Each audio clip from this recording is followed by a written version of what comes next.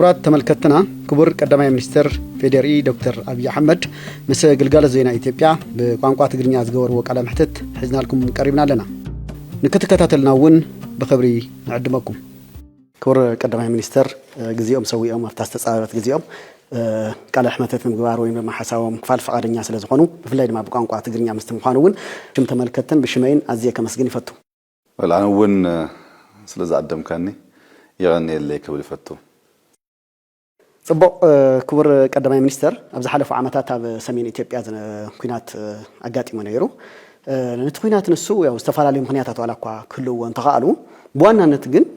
እንታይ ኢሎም ይሓስቡ ከምቲ ዝበልካዮ ነቲ ውግእ ዝወገሱ ምክንያታት ብዙሓትን ዝተኣሳሰሩን ክኾኑ ይኽእሉ እዮም እቶም ቀንዲ ጠንቅናይ ግጭት ግና ኣብ ሰለስተ ከፊልካ መርኣይ ይከኣል ቀዳማይ ብወገን ኣብተዋን ገዛይ ውድብ ነበር ሓይሊ ለውጢ ዘይምቅባልን ኣነ ጥራይ ብዝብል ስሜት መውጣርን እዩ ነይሩ በመሰረቱ ከም ዝፍለጥ ሕወሓት ናብ መሬት ክወርድ ብዘይክእል ብሉይ ክለሳ ሓሳብ ዝተኣሰረ ውድብ እዩ ንህዝቢ ጥራ ዘይኮነስ ንህልውኑ ኣብ ሓደጋ ዝእቱ ስጉምቲ አይኑ ዓሚቱ ዝወስድ ንህዝቢ ጥራ ኣይኮነን ንባሉውን ኣብ ሓደጋ ዝእቱ ስጉምቲ ብዙሓት ግዜ ከም ዝወስድ ይፍለጥ እዚ ድማ ናይ ጥዕና ዘለዎ ፖለቲካዊ ውድብ ባህርያት ኣይኮነን ሓድሽ ነገር ዝሰምዕ እዝንውን የብሉን ክሪ ዓይንውን የብሉን ድልውቱን ኣይኮነን ሓድሽ ነገር ንምስማዕ ዝተዳለ ውድብ ጽቡቕ ነገር ንህዝብና ዝጠቅም ነገር ክሰርሕ ኢልካ ምእማን ድማ ዝጸገመካ እዩ ከም ዝፍለጥ ዓለምና ኣብ ዝሓለፈ ይስራ ወይ ድማ 30 ዓመታት ብዝገርም ኩነታት ተለዊጣ እያ ዘላ ገጅፍ ለውጢ ዘሎ ዓለምና ዘለናዮ እዚ ግዜ ናይ አርቲፊሻል ኢንተለጀንስ ናይ ሮቦቲክስ ዘመን እዩ ብዙሓት ነገር ተቀይሮም እዮም በፍልስፍና ደረጃውን እዋኑ ብድህረ ዘመናውነት ዝፍለጥ ኮይኑ ቀዳሚ ረብሓንበር ቀዳሚ ክለሳ ሐሳብ ዝባሃል የለን ይዝባሃል በዓለም ደረጃ ፕራግማቲዝም ይዝባሃል ዘሎ ሕጂ ሓደ ሐሳብ በሐሳብነቱ ጥራይ ዘይኮነ በጠቃምነቱ እዩ ክምዘን ዘለዎ ዝኾነ ሐሳብ ክህልወካ ይክእል ግን እቲ ሐሳብ ታይ ረብሓ ኣለዎ ንህዝብና ታይ ጠቂሙ ዝብል መመዘኒ ኮይኑ ይሰርሕ ይኹን እምበር ገዛይ ውድብ ነበር ህወሓት ግን ነዚ ሓቂ እዚ ክቅበል ኣይከኣለን ኣብ ናይ ቅድሚ 50 ዓመት ድህር ክልስ ሐሳብ ተሸኪሉ ክነብር ጸነዩ ካው قرب እንኳን ኮምፕሮማይዝ ምግባር ተዳራይ ነበረን ናይ 19 ክፍለ ዘበን ብሉይ ኮሚኒስታዊ ተሐሳሰባ ነኪሱ አይለቀቀን የለው በሐፂሩ ምስ ዝመታ ሐሳብ ዘይሰር ሐሳብ ንህዝብና ረባ ዘይብሉ ሐሳብ ንባሉውን ዘይጠቅም ሐሳብ ድማ ከም ቁርዲድ ተጣቢቁ ተሪፉ ነቲ እዋን ንምሰል ዝበለ ሓይል ለውጢ ቀንዲ ጸላኢ ገይሩ ባጋ ከጥፎቃ ሐቂ ነው እቲ ናህሪ ለውጥ ዝፈጠሮ ኃይል ግና ዘይቁርጠም አረ መዃኑ አመስኪሩ እሳቶም በቀሊል ድሌቶም ከገብሩ ከም ዝኽሩ ሓሲቦም ነይሮም እቲ አይተካለትን ስለዚህ ኾነ ምስስቲ ኃይል ለውጢ ካብ መስራሕ ኩናት ውግእ ጥፍዓት መሪጾም ናብ ዘይደልናዮ ግጭት አቲና ብዙሕ ዘይደል ዋጋ ድማ ከፊልና ህማግ አጋጣሚ ኮይኑ እዚ ትግራይ ኣብ ዘይወሎ ከቢድ ዋጋ ይከፊሉ ከምቲ ላሕሚ ሓዊ ወሊዳ ከይተለሕሶ ሓዊ ኮይኑዋ ከይተሓልጎ ድማ ውላድ ኮይኑዋ ዝባሃል ብሰንኪት ጥሩፍ ፀር ለውጥ ሓይሊ ህዝቢ ዘይደል ዋጋ ከፊሉ በሐፂሩ እቲ ሓደ መሰረታዊ ምክንያት እዚዩ ክባሃል ይካል እቲ ካላይ ቁልፍ ምክንያት ድማ ምስራይ ሓዳስ ኢትዮጵያ ዝተኣሳሰረ እዩ እቲ ጥሩፍ ኃይሊ መጻኢቲ ኢትዮጵያ ኣብ ኩነተ ምትፍናንን ምጥርጣርን ክትነብር እዩ ሰሪሑ ኩሉ ሻ ኢትዮጵያ ጸደፈት ጠፍያ ፈረሰት ኣይትነብርን እናተባሐለት ኣብዚ ተዛዘመ ህንጸት ሃገረ መንግስት ክትነብር እዩ ሰሪሑ ከም ትፈልጦ ክልላት ብስም ፍሪ ኃይሊ ወታደራዊ አቅሚ ፈጢረን ክፋጠጣ ገይሩ ከም ጥሩፍ ኃይሊ መጠን ድማ ንኃይልታት ጸጥታ መሳሪ ጭቆና ገይሩ ይጥቆም ነይሩ ስለዚህ ኮነ ተስፋ ነጻነት ከቀሕም ገይሩ በሐበሻው ኢትዮጵያ ተስፋ ክህሉ ይክእል ዝብል እምነት ተሸርሽው ጠፊው ክባል ይክእል ንህና ድማ በወገና ፖለቲካዊ ምህዳር መስፋህ ጥርናፈን እብላለን ንምውጋድ ታቃሊስና ምትግባሩ ጀሚርና በፖለቲካዊ አንፈጥራ ዘይኮነስ ቁጠባዊ ፖሊሲ አብ ነጻ ዳጋ ክምስረት ገርና ውጽኢቱ ድማ ኩልና ንሪዮ አለና እንጂ ዝሬ መስለን ዝኮነ ሰብ ጸግማ ይኮነን ታይ ውጽኢት ከም ዘለዎ ንምርዳ እዚ ጥራ ዘይኮነስ ሃገራዊ ሓድነትና ክንቃልህ ጀሚርና እዚያምን ከምዚዮም ዛመሰሉን ምክንያታት ተወሳሲሆም ነቲ ጥሩፍ ኃይሊ ካብ ኩናት ከአቱ ገይሩዎ ድሌት ለውጢ እዋን ዝጠለቦ ናይ ማህበረሰባዊ ንቃሓት እዩ ናይ ለውጥ መርህነት ማለት ድማ ነዙይ ተረዲዩ አመራራሃ ዝብ ኃይሊ እዩ እንጂ ካብ ቀደም እዚ እምነተይ እዚ ዝፈልጥ አው ይጸነ አይባልም ፖለቲካ ስለዚህ ዘምጸናዩ ለውጢ እዋኑ ዝጠልቦ ክስተት እዩ ጥሩፋት መርሃቲ ህወሓት ግን ኮነ ተባሂሉ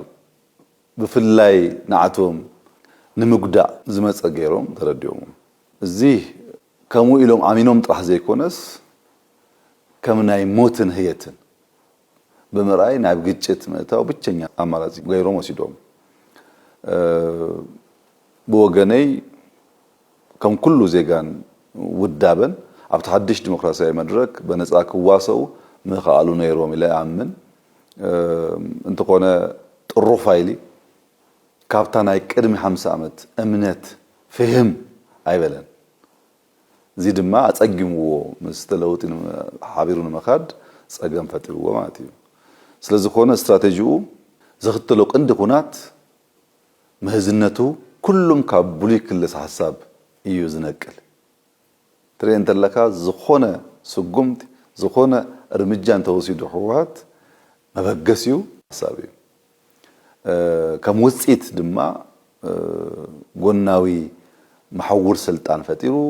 ህጋውነት ትካላት ፌደራል አልዩ ንህገ መንግስት ስርዓት ንጎን በመግዳፍ ድማ በክልላዊ ውሳናታት ተኪው እቲ እዚ ውጥን ቅልቅል ዝብል ዘሎ ጎንጻት ታሳስባውን ካብዚ ዘምንጪ ዝብል እምነት ይዘለኒ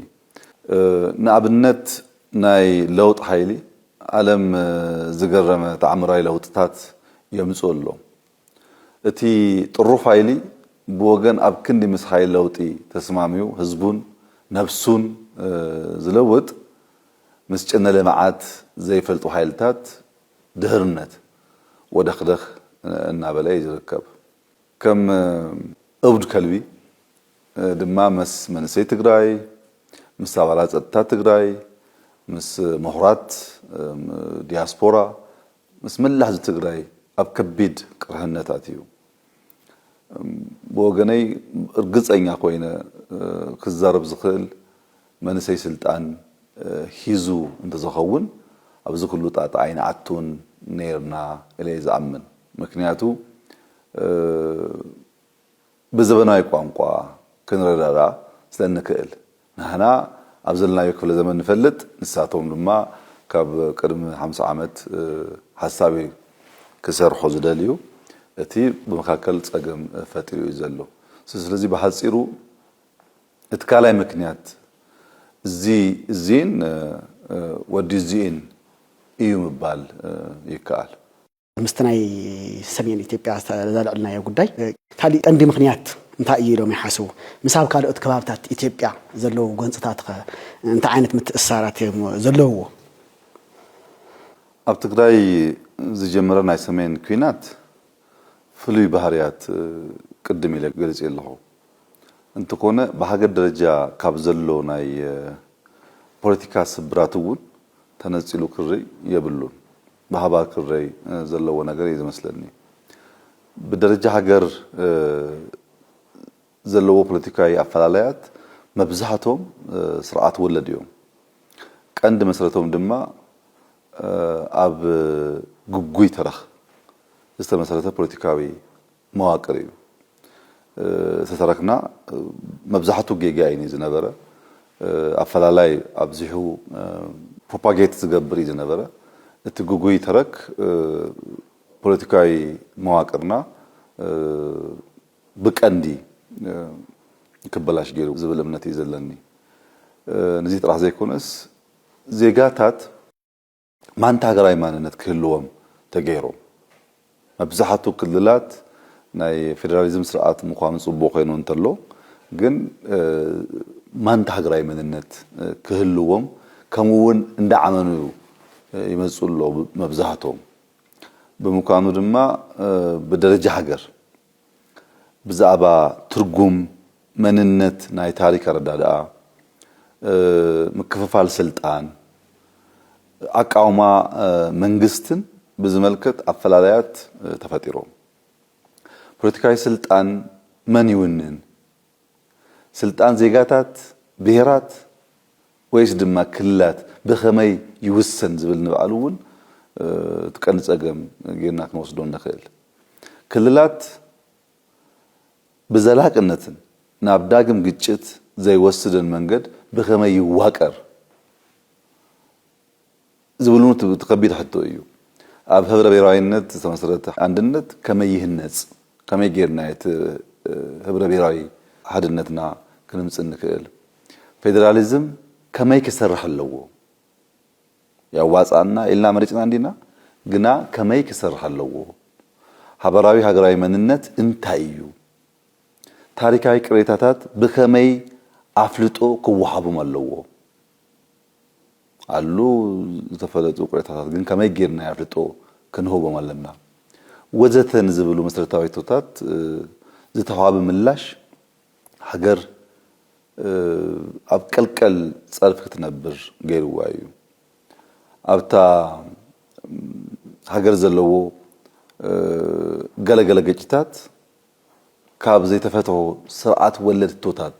ዝምንጩ እዮም እዞም ጉዳያት በወገነይ በምርጫ ወይ ድማ በቤት ፍርዲ ወይ ወተሐደራዊ መንገዲ ፍታህ ከረክቡ ይኽእሉ ኢላ አይአምንን ፍታህ ይረክቡን ከሙ ናይ ሰሜን ኩናቱን ናቱ ፍሉይነት ከም ዘለዎ ኮይኑ ናይ ባሉ ፍሉይነት ኣለዎ ንሱ ከም ዘለዎ ኮይኑ ካብዛ ሃገራዊ መዋቅራዊ ጸገም ዝተፈለየ ተገይሩ ክውሰድ ይብሉን እዞም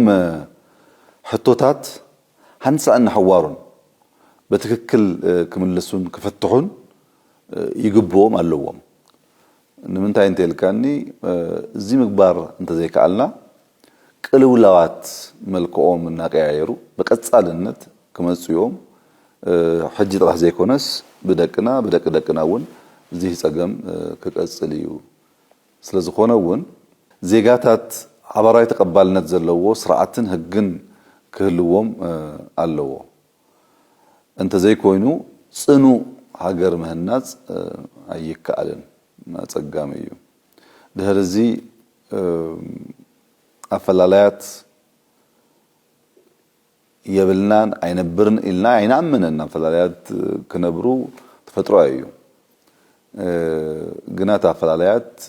በጎንጽን ኃይል ብረትን መፍታህ አይዋጽን በስሩ ግዝ በሃል ነገር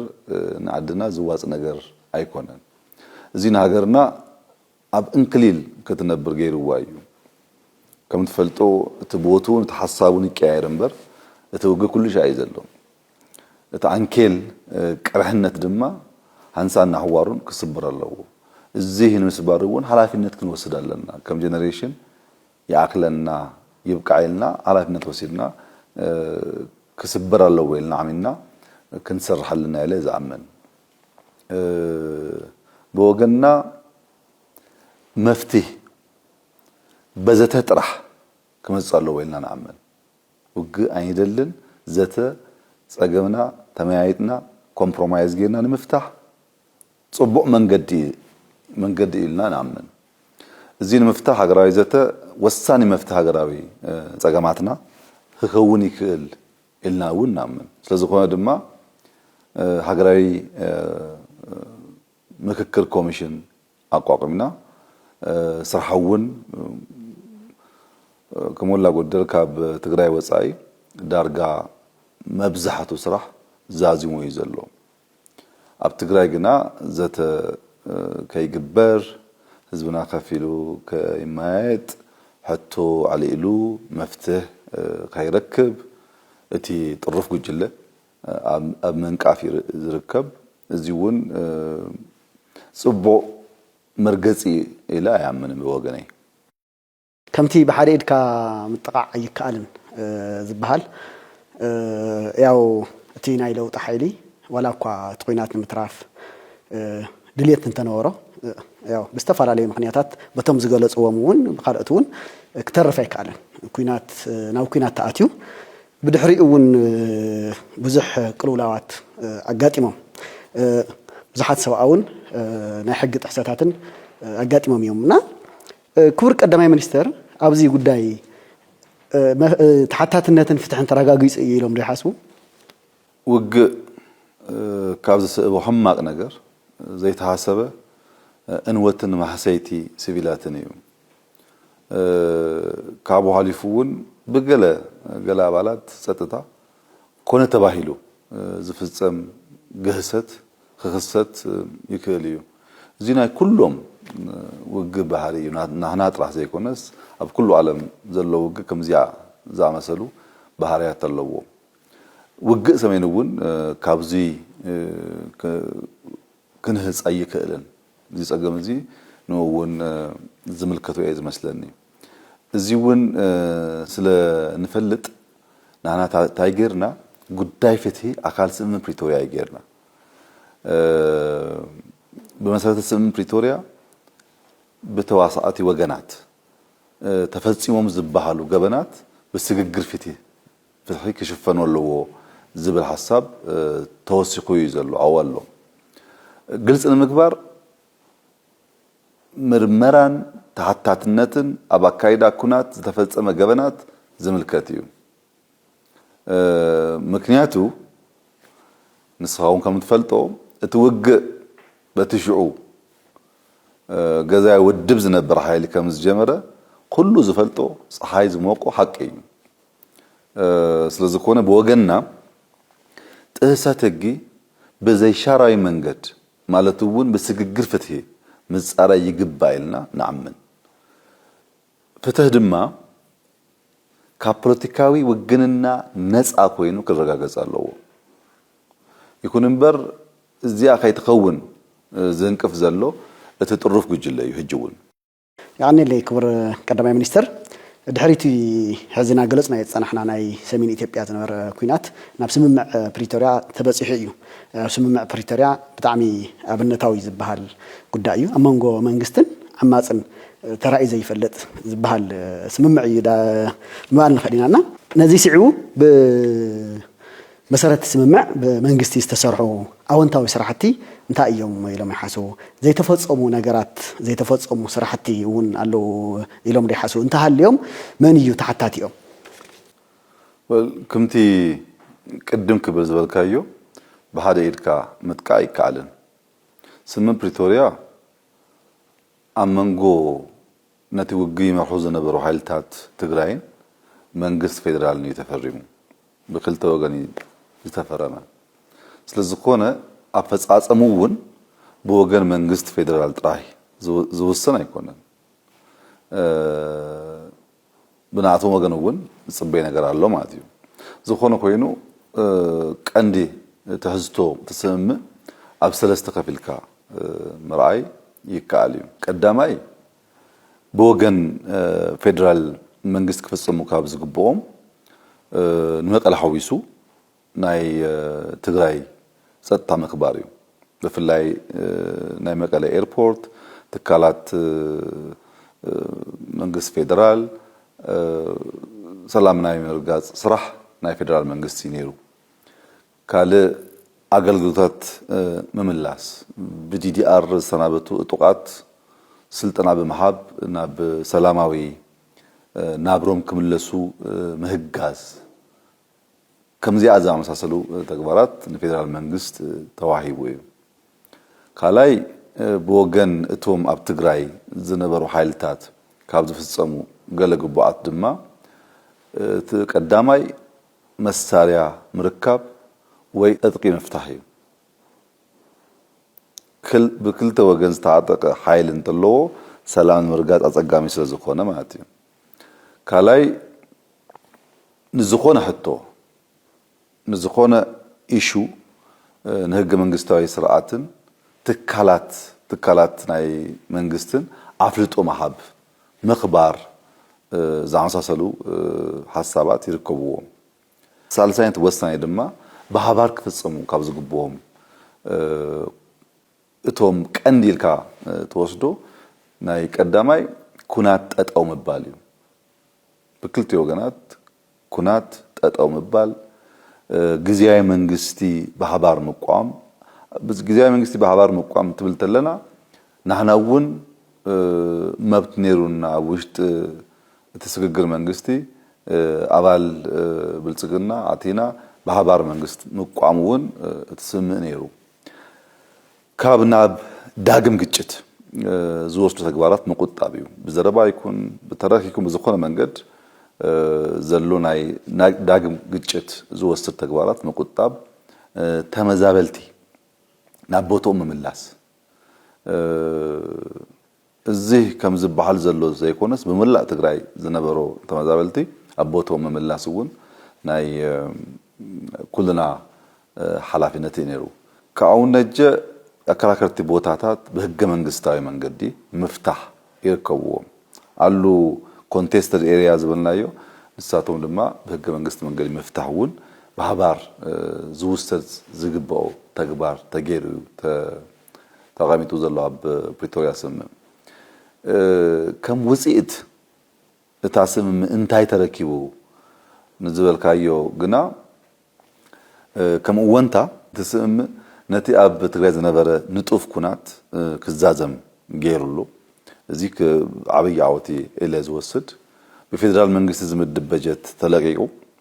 ስያሜ ግብረ ራዕይ ህወሓት ተላኢሉ ግዚያዊ መንግስት ትግራይ ተመስሪቱ ናይ ህጊ እስራት ምንት ሰላም ክባሃል ክፍትሑ ተገይሩ ብሽኡ ዝነበረ ጭቅጭቅ ኩልና ንፈልጦይና ግን ሰላም ይዝሐይሽ ንሰላም ዝከፈል ዋጋ ኢልና ከመ ገይርና ድህሩጊ ተዓብይ ጸገም አብ ትግራይ ዝነበሩ ሰርቪስ እዩ በድህሪው አብ ትግራይ ባንኪ ኃይል ኤሌክትሪክ መንገድ አየር ቴሌኮሙኒኬሽን ሐዊሱ ብዙሃት ገላገድስት ያገልግሎት ናብ ንቡር ተመልሶም እዮም እዚውን ዓብይ ዓወቲዩ ንህዝብና ኢለ ዝአምን ሰብአዊ ሐገዝ ብዝተማለ መንገዲ ናብ መላእ ትክልል ክባጽ ተገይሩሎ ሹ ብዙህ ጸገማት እዩ ዝነበረ አብዋንስ ፕሪቶሪያ ዳርጋ መላ ትግራይ ተፈናቂሉ ነይሩ ብዙህ ሰብ መፈናቀልን ትብል ዘሎ ወልቃይት ራያን ጥራይ ዝመስሎ ግን ከም ዋይ ነበረን መብዛህቱ ናብ ቤቱ ተመልሲዩ ንብል እንተለና አብ ሽረ ይኩን አዲግራት ይኩን አድዋ ይኩን መቀለ ይኩን መሰል ጸገማት እዮም ነይሮም ብዙህ ሰብ ካብ ቤቱ ተፈናቂሉ ዝነበረ መብዛህቱውን ህጂ ተመልሱ ናብሩ ጀሚሩሎ ካብቶም አከራከርቲ ዝበሃል ከባቢታት ተወሲድካ ራያን ጸለምትን ዝተፈናቀሉውን ናብ መረበቶም ተመልሶም እዮም ሕጂ ጸገም ኮይኑ ዘሎ አብ ከባቢ ወልቃይት ዝተፈናቀሉ ዝምልከት እዩ እዚውን ብሰንኪ አንቀጽ መልገጽ የተጥሩ ፋይሊ አይሰለጠን ብዙህ ጊዜ ተዘራሪብና ኢና ዘለና ሕጂውን እምነትና ታይ ምዃኑ ህዝብና ይፈልጥ ግን በቲ በሰንኪ አንቀጽ መርገጽ የተጥሩ ፋይሊ ክሰልጥ ኣይከኣለን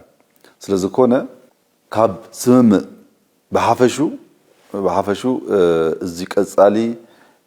እዩ ገዛ ይኸውን ኣብይ እዩ ገዛ ኢለ ዝወስዶ እዞም ካብ ወልቃይት ተፈናቀሉ ዝምልከት ጉዳይ እዩ ምክንያቱ ተፈናቀልቲ ናይ ግድን ናብ መረበቶም ክመለሱ ኣለዎም እዚ ከም ሃገር ይኩን ከም ክልል ዝዋጻና መንገድ ስለዘይኮነ ንሳቶም ምምላስ እዩ ገዛ ይኸውን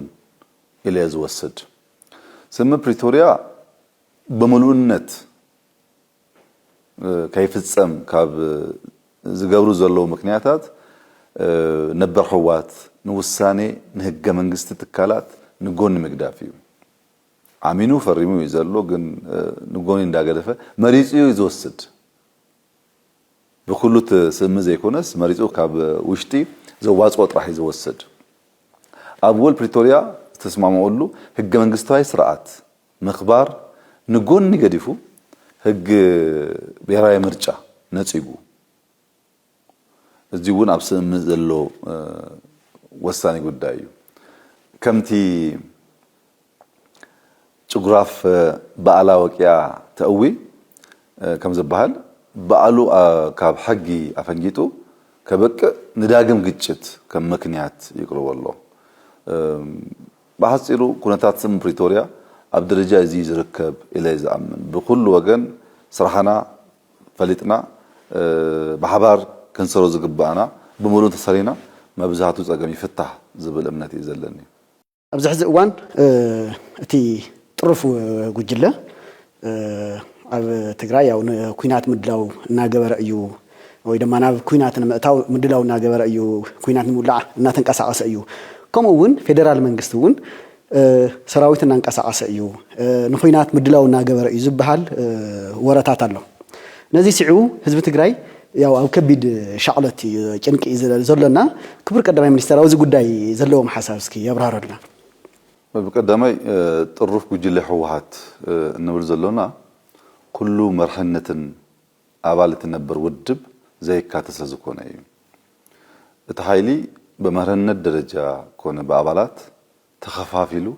قاب حزبي نبيون تنزيلو تريفويو حزب تقراي بفلاي منسي تقراي اتوقعت ونحاويسو انبين خينات قبل نريو لنا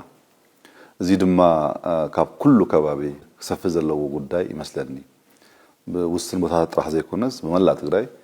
كنبر زقباو زبل امنات يزلني يكون نمبر وتي حايلي طرفنت الزون ابسفه وتدراي من الال يركب تي عزيز زكف قداي دما بقلو مصر إثيوبيا زكونو حالتات مسلافيو زي بتاريخ تايبوتاي كنبرنا زبل ملكتا زي بلو إز مسلني أبالاتون حزبن زنبرو تسفا إنها تداخمة مسمزة أبوشت لو تسفا إنها تداخمة مسمزة تسفون نايدق حالتات غيرو يزلو بتا زلتو أقمون تعقم دانا عصت مسيعة يزلا بتا زلتو أقمون سفه قسقسا يقبر الله ناي لمعات بجت قدمي لكم زقلصقو فيدرال منقست بجت سدد له ناي لمعات بجت نامنتله قلب طقات يقبر الله كلل تግራይን ህዝብ ትግራይን ኣብ ኩነተ ወግን ወራ ወግን ከነብር ካብ ልማዓት ኢንቨስትመንት ክርህቅ ይገብረሉ ህዝብና ኣብ ካሊ ክልላት ከመይ ዘበለ ልማት ይመጽከም ዘሎ ይረአሎ ንሱ ሓሲቡ ክሰርሕ ድሌት በህዝብና እንተሎ እንኳ በወገን ተጥሩፍ ኃይለ ግን ኩሉ ሻ ኩነተ ወግ ወራ ወግ ጥራሕ ክዝረብ ተገምጋም ይኩን መግለጽ ይኩን መርገጽ ይኩን ሁሉ ነገር ኩነተ ወግን ወራ ወግ ነው ኮይኑ ዘሎ ዚህ ጥራሕ ግን አይኮነን ወርቅን ካሎት ማዕድናት ትግራይ እና መዝመዘ መግዝ አጽዋር ይግብረሉ እዚ ኃይል እዚ ምስቶም ጨና ለምዓት ዘይፈልጡ ግዳማውያን ሓይልታት ወዛሕዛህ ይብለሎ ካብ ምርጫ ቦርድ ተሰሪዘ ተፈናቀልቲና መረበቶም አይተመለሱን ዝብል በዓሉ ዝፈጠሮም ጸገማት ከም ሰበብ ተጠቂሙ ውግህ ይቀስቅሰሉ ናተይ መርገጺ ካብ ቃላት ሓሊፉ ናብ ወታደራዊ ምንትንካፍ እንታአትዩ ግና ከም ቀደም መስለክን ወህጅ ወስደክን ጥራይ ክብል ዝክእል ወገና በፍጹም ብስሩሕ ኣብ ትግራይ ዝጅመር ውግእ ከም ዘይሎ ከረጋግጽ ደሊ ኣብ ትግራይ ዳግም ውግእ ናይ መጅማር ድሌት ይኩን ፈተና ይኩን ሐሳብ ከም ዘይብልና ህዝብና ክፈልጥ ኣለዎ ያንልና ክቡር ቀዳማይ ሚኒስተር تينا وشتي لنا رحمتات هذه واقعنا لنا هذه قطعنا ناي منجست الشعبية كنقتل منجست الشعبية حلفون واناون كنا تتجري زلوا مرقصي انتي يمثل سرعة الشعبية جزءات هجرنا آتيو أو استفعل عليه نايتك يسرح حتى وإذا ما بدلات يفتصم هاي يسرح كم زلوا استفعل عليه مخنيات يجلسيو كبر قدام المنستر أو زوجي زلوا حسب كميو زي سمين مستقعن تيزترف حيلنا بإرترا مسعن سبن شعبيان حزب إرتران نسراويتنا زقورو دقف زن عاديو تي استقورو دقف بمنتاي مكناتيو تغيرو زبل نقوني قديفنا سلاتي أونتاو يستواسو أبوانو أمسكينا هنا زنابرنا زي فلوتيو بعدواي زغبرنا يو سلازخونه ناتي كوي تغبار دما نوغزو علنا تدغف امسجنا تصغمون كم صغم كل على سلازغبو نوغزو علنا ماتيو نهنا نكوي نسناي دما سناي مبال اينس كفن سراويت ኤርትራ እዚ ሰሜን ስለስተጠቀ ነቲ አጋጣሚ ተጠቂሙ ናብ ትግራይ ምርታው ይፍለጥ መንግስት ኣብቲዋን ግዳማዊ ኃይሊ ከላኸል ኣብ ዝኽእል ኩነታት አይነበረን ኃይልና ወሰነዩ ምስ ሕወሓት ኣብ ወግያ ናዝነበርና ትግዳማዊ ኃይል ምክልካል አይንክእል ነይርና ስለዚህ ኮነ ሰራዊት ኤርትራ ኣብ ትግራይ አትዩ ከበርት ገበናት ፈጽሙ ተካላት ዘሪፉን አኒውን ንጹሃት ቀቲሉን አሚጹን ሲቪላዊ ተህተ ቅርጽን ማህበራዊ ተካላት ዘሪፉን አኒውን በፍላይ ኣብ ከተማ አክሱም አውሽቲ ክልተ ማልታት በአማይት ዝቁጠሩ መናሰይ ጨፍጭፉ ሽውዩ ተፈላላዩ ባል ስልጣን መንግስት ፌደራል አስመራ ሰሪና ዝነበረና ማለት እዩ አክሱም ጥራህ ዘይኮነስ ከም ባል አድዋ አዲግራትን ሽረን ሐዊሱ አባይቲ አፍሪሱ ኢንዱስትሪታት ዓኒዩ ማሽነሪታት ዘሚቱ ካውን መቀለ ዘይዓቱ ኢልና ሽዑ ታክቲካዊ በዝኾነ መንገድ አጽይና የሆነና ከም ዝፍለጥ ምንታይ ብዛአትወ ከተማ ሁሉ ጥፋት ይገብስ ዝነበረ ሕዚውን አለኩ የነምባል ወጥም ቅልቅል ይብለሎ መልእክተይ ንሻቢያ ንሰራዊት ኤርትራ نخلهم زلني ملكتي كان تبتب تبلداوا تمصو اللوا طرحي كلهم زفتو صبوق يعني لنا كور قدامي منستر نعم ጉዳያት ሻዕብያ ኣብ ኣናሃደና ከወፃና ሻዕብያ ዘለዎ ፖለቲካውን ቁጥባውን ቁመና እንታይ ይመስል ካብ ዝገርም ስርዓት ሻዕብያውን بزجدد منجدي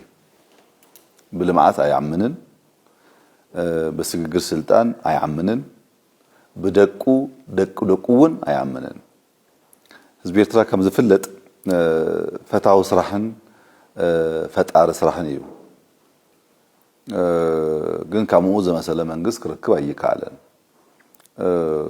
كلنا كم نفلتو شعبية سلطان كهز كله درجة للي 300 فابريكاتات أبي إرترا نيرن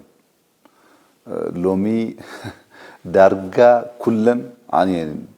يعني يلون شعو حنتي يونيفرسيتي نيرا اسمرا يونيفرسيتي تبعال نساون تعزيايا كم حجر